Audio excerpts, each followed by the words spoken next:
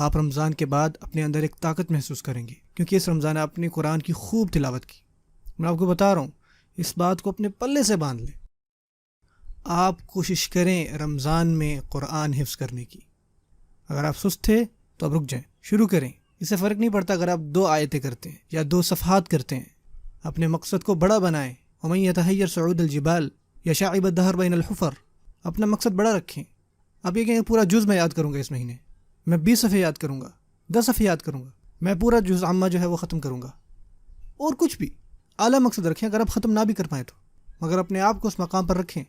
جب کوئی بھی قرآن مجید کو حفظ کرنا شروع کرتا ہے، یعنی آپ صبح فجر کے وقت جاتے ہیں مسجد میں اور آپ کہتے ہیں کہ یار میں تھوڑا یہاں پہ وقت گزاروں گا، چلو آدھا گھنٹہ بیٹھوں گا اور قرآن مجید یاد کروں گا، میں آپ کو بتاؤں وہ ایک انتہائی مخلص عبادت ہوگی جو اپنی پوری زندگی میں کریں گے، کیونکہ آپ قرآن مجید شوخی مارنے کے لیے یاد نہیں کر رہے۔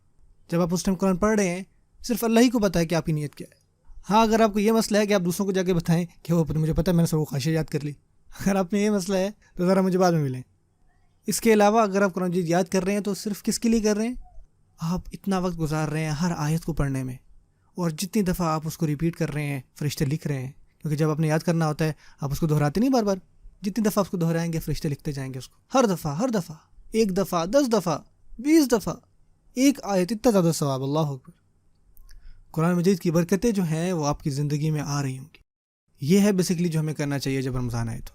اللہ تعالی ہمیں عمل کی توفیق